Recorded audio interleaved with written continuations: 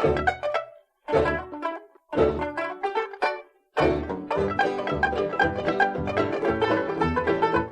everyone and welcome back to Scandinavian Design 101. I'm Sanna. I'm Andreas, and we're two Swedes and we love design.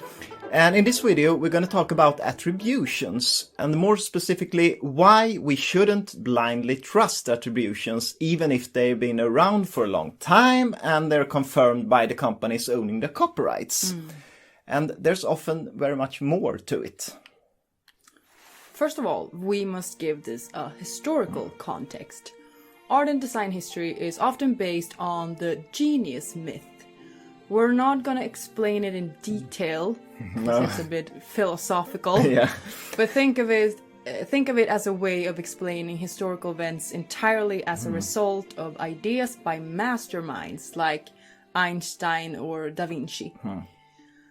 But Einstein himself never considered the theory of relativity to be his own personal creation. Instead, he always called it our theory, referring to his wife, the mathematician Mileva Maric.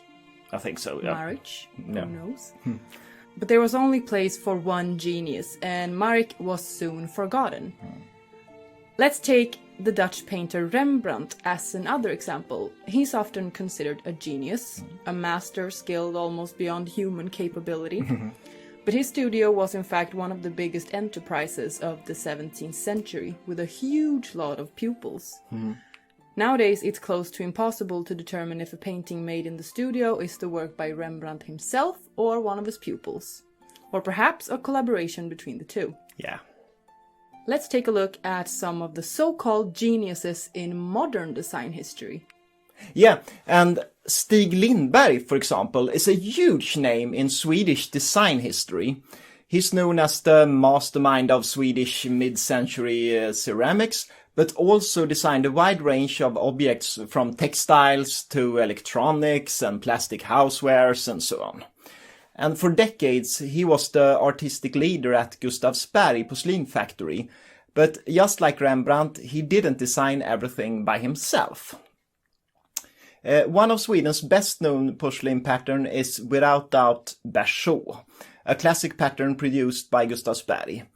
It was made in chromo technique, where the pattern was first printed on paper and then transferred onto the porcelain. And no hand painting was necessary, but a lot of cutting, because the pattern had to be carefully cut out from the paper. And Lindberg wanted a new pattern that minimized all the time-consuming cutting. And in 1959, he hired the young art student Christer Karlmark to produce some new patterns optimized for the chromo technique. And the result was Bernadotte, a pattern with green leaves, indeed inspired by previous works by Lindberg, but actually the work of Christer Karlmark. Another highly famous Swedish porcelain pattern is Spicarib, also produced by Gustavsberg. It's attributed to Stig Lindberg, but the truth is perhaps not that simple.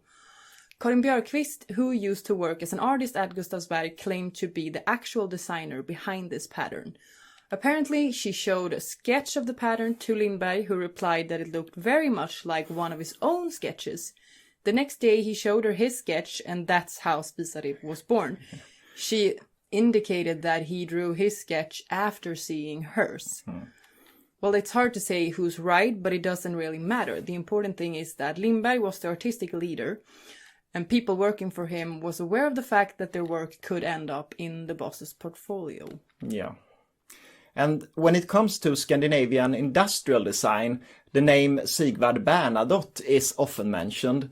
He's frequently referred to as the design prince because of his royal heritage.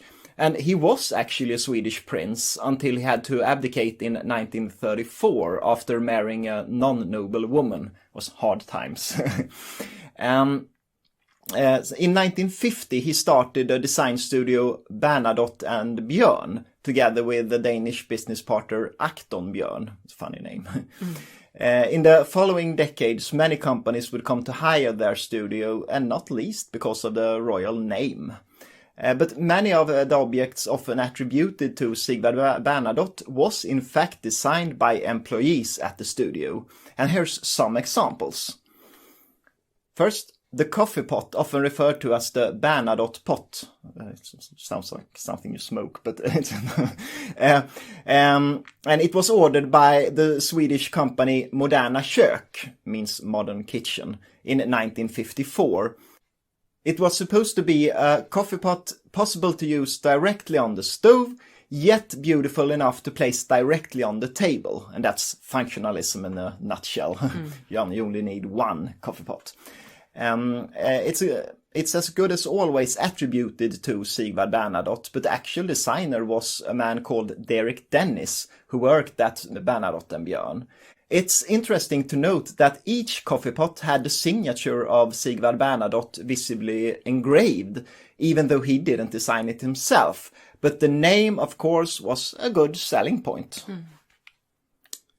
Also, the Margherita Bowl is a good example of this.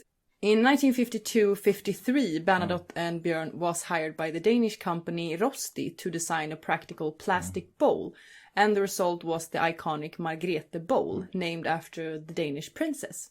It was a huge success, and it's still being produced today, often attributed to Bernadotte, but the actual designer was Jakob Jensen, an employee at Bernadotte and Björn. Yeah, and that's some good examples in Scandinavia. And now let's take a look at some American designers.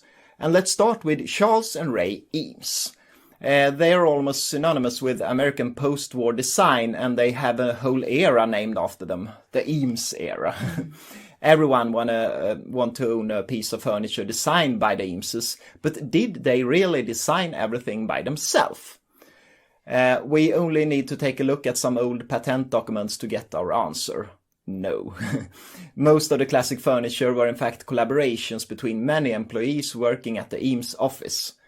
And one good example is the classic aluminum group designed back in 1958. On the patent document, the name Don Albinsson appears. And he studied at Cranbrook Academy in Detroit and came in contact with Charles and Ray Eames through school. And between 1946 and 1959, he worked for the Eameses and contributed in the design of classics like, the fiberglass chair and not least the Eames lounge chair. According to many sources, it was Albinsson who made most of the work when it came to, for example, the aluminum group. So his importance cannot be overestimated.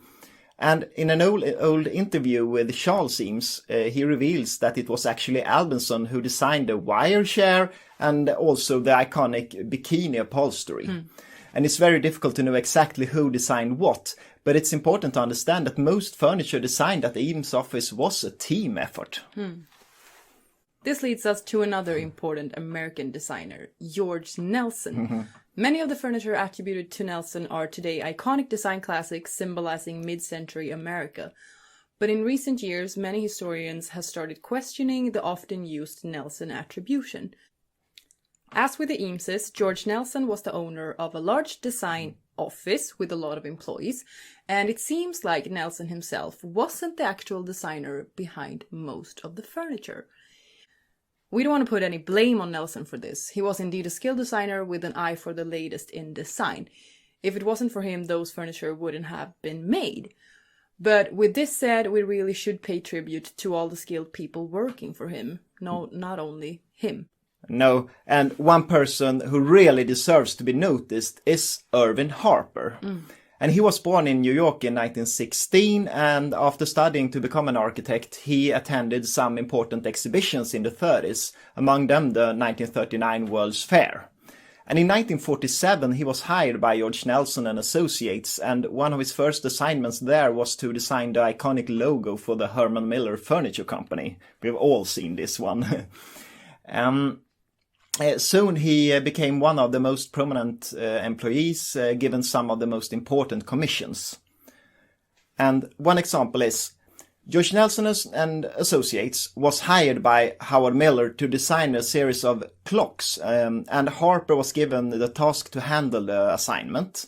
And soon he would come to design a wide range of different clocks. And best known today is perhaps the ball clock designed by Harper in 1949. And it's attributed to George Nelson, but the designer behind this icon was indeed Irvin Harper. Another icon by Harper was the well-known sofa designed in 1956. The idea was to develop a sofa made from round cushions. Harper started sketching, and the result was the Marshmallow Sofa, one of the most iconic pieces of mid-century furniture made in the US. In an interview close before his death, Harper commented on the Marshmallow Sofa with these words: "Whenever it's referred to as a George Nelson design, it sort of gets to me. I don't go out of my way to set things right, but if anybody asks me who designed it, I'm perfectly happy to tell them."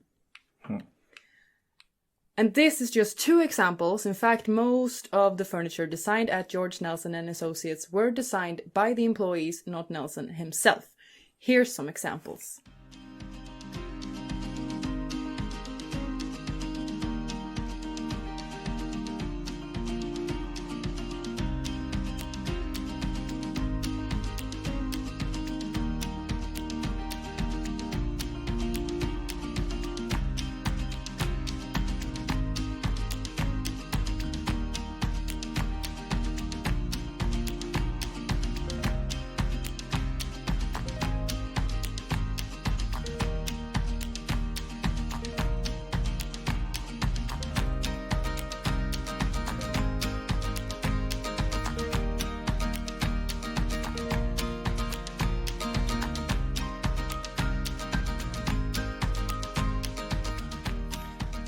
And lastly, yet again, we want to quote Irvin Harper.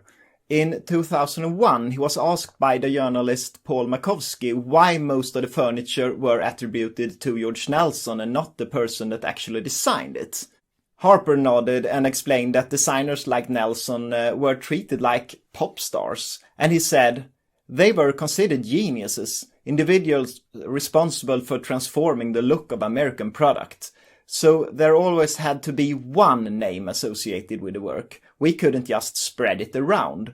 Well, that's fine. I'm grateful to George for what he did for me. While he was alive, I made no demands whatsoever."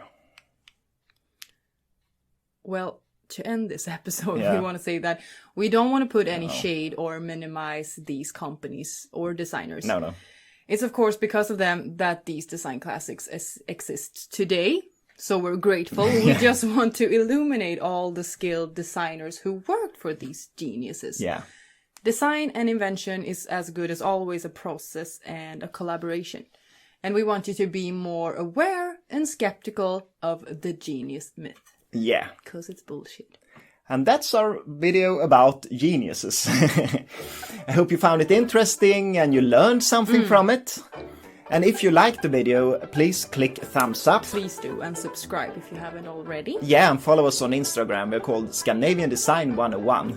Yes. Thanks a lot for watching. Thank you.